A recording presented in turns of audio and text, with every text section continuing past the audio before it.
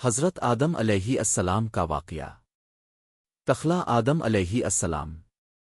اللہ تعالیٰ نے زمین و آسمان، سورج و چاند، دریا اور پہاڑ تخلیق کرنے کے بعد فیصلہ فرمایا کہ وہ زمین پر ایک ایسا خلیفہ پیدا کرے گا جو عبادت، اطاعت اور علم کا نور پھیلائے۔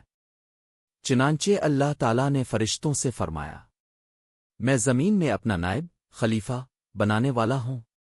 سورۃ البقرہ 30۔ فرشتوں نے عرض کیا، پروردگار، کیا تو ایسے کو زمین پر مقرر کرے گا جو فساد کرے اور خون بہائے، جبکہ ہم تیری تسبیح اور پاکیزگی بیان کرتے ہیں؟ اللہ تعالیٰ نے فرمایا، میں وہ جانتا ہوں جو تم نہیں جانتے۔ اللہ تعالیٰ نے مٹی سے ایک خاص صورت بنائی، اس میں اپنی روح پھونکی اور یوں سب سے پہلے انسان حضرت آدم علیہ السلام تخلیق ہوئے۔ علم کی فضیلت۔ اللہ تعالیٰ نے حضرت آدم علیہ السلام کو تمام چیزوں کے نام اور حقائق کا علم عطا کیا۔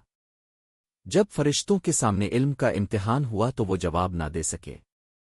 اللہ تعالیٰ نے فرمایا، اے آدم، ان چیزوں کے نام بتاؤ۔ حضرت آدم علیہ السلام نے فوراً سب کے نام بتا دیے۔ اس طرح ثابت ہوا کہ اللہ نے انسان کو علم کی ایسی قوت دی ہے جو فرشتوں کو بھی حاصل نہیں۔ سجدہ کا حکم۔ اللہ تعالیٰ نے فرشتوں کو حکم دیا کہ آدم کو سجدہ کرے۔ سب فرشتوں نے اللہ کے حکم کی تعمیل کی مگر ابلیس نے انکار کر دیا۔ اس نے کہا، میں اس سے بہتر ہوں، تو نے مجھے آگ سے پیدا کیا اور اسے مٹی سے بنایا ہے۔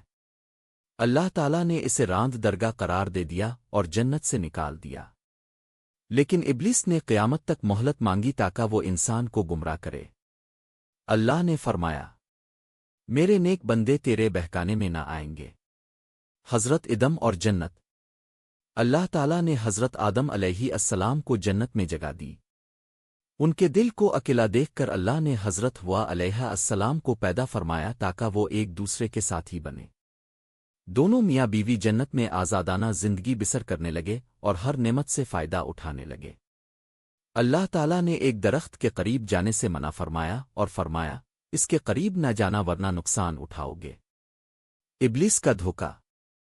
ابلیس دشمنی کی آگ میں جل رہا تھا۔ اس نے حضرت آدم اور حوا کو بہکانے کے لیے کہا، تمہیں اس درخت سے اس لیے روکا گیا ہے تاکہ تم فرشتے نہ بن جاؤ اور ہمیشہ جنت میں نہ رہو۔ انسان چونکہ بھولنے والا ہے، حضرت آدم اور حوا ابلیس کے دھوکے میں آ گئے اور اس درخت کا پھل کھا لیا۔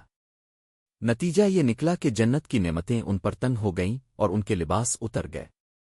وہ گھبرا کر درختوں کے پتے اپنے اوپر رکھنے لگے۔ توبہ۔ حضرت آدم اور حوا کو اپنی غلطی کا احساس ہوا۔ دونوں نے اللہ تعالیٰ سے معافی مانگی۔ قرآن مجید میں ان کے الفاظ یوں ہیں، اے ہمارے رب، ہم نے اپنی جانوں پر ظلم کیا، اگر تو ہمیں نہ بخشے اور رحم نہ کرے تو ہم یقیناً نقصان اٹھانے والوں میں سے ہو جائیں گے۔ سورۃ الاعراف 23۔ اللہ تعالیٰ نے ان کی توبہ قبول فرمائی کیونکہ وہ سب سے زیادہ رحم کرنے والا ہے۔ زمین پر نزول۔ اللہ تعالیٰ نے فرمایا، اب تم سب زمین پر اتر جاؤ، وہاں تمہیں کچھ وقت رہنا ہے، کھانا پینا ہے، ایک دوسرے سے دشمنی بھی ہوگی، لیکن پھر تم سب کو میری طرف لوٹنا ہے۔ یوں حضرت آدم علیہ السلام اور حضرت حوا علیہ السلام زمین پر بھیجے گئے۔ یہی انسان کی زمینی زندگی کی ابتدا تھی۔ آدم بطور خلیفہ۔ زمین پر آ کر حضرت آدم علیہ السلام نے اللہ کی عبادت کی، اپنے بچوں کو توحید کی دعوت دی اور زمین پر خلیفہ بن کر اللہ کے احکام کو جاری کیا۔ آپ کو ابوال بشر یعنی تمام انسانوں کا باپ کہا جاتا ہے۔ ان کے بیٹے اور پہلا قتل۔ حضرت آدم کے بیٹوں میں حابیل اور قابیل مشہور ہیں۔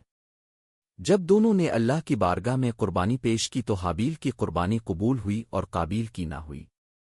حسد کی وجہ سے قابیل نے اپنے بھائی حابیل کو قتل کر دیا۔ یہ انسان کی تاریخ کا پہلا قتل تھا۔ حضرت آدم کی وفات۔ حضرت آدم علیہ السلام نے تقریباً 930 سال کی عمر پائی۔ وفات کے بعد آپ کو زمین میں دفن کیا گیا۔ دفن کرنے کا طریقہ فرشتوں نے سکھایا۔ سبق اور پیغام۔ حضرت آدم علیہ السلام کا واقعہ ہمیں کئی بڑے سبق دیتا ہے۔ ایک، انسان کی اصل مٹی ہے، لہذا غرور نہیں کرنا چاہیے۔ دو، علم انسان کی سب سے بڑی فضیلت ہے۔ 3 شیطان ہمیشہ انسان کو بہکانے کی کوشش کرے گا، ہمیں ہوشیار رہنا ہے۔ 4 گناہ کے بعد توبہ درواز رحمت ہے، اللہ ہمیشہ توبہ قبول کرتا ہے۔ 5 انسان زمین پر اللہ کا خلیفہ ہے، اسے عدل و انصاف اور اطاعت کا راستہ اختیار کرنا چاہیے۔ اختتام۔ حضرت آدم علیہ السلام کا قصہ انسان کی ابتدا اور اس کے مقصد حیات کی یاد دہانی ہے۔ اللہ تعالیٰ نے انسان کو عزت و علم کے ساتھ پیدا کیا، لیکن ساتھ ہی آزمائش میں ڈالا۔ جو اللہ کے احکام پر چلے گا وہ جنت کا وارث بنے گا، اور جو شیطان کے بہکاوے میں آئے گا وہ خسارے میں رہے گا۔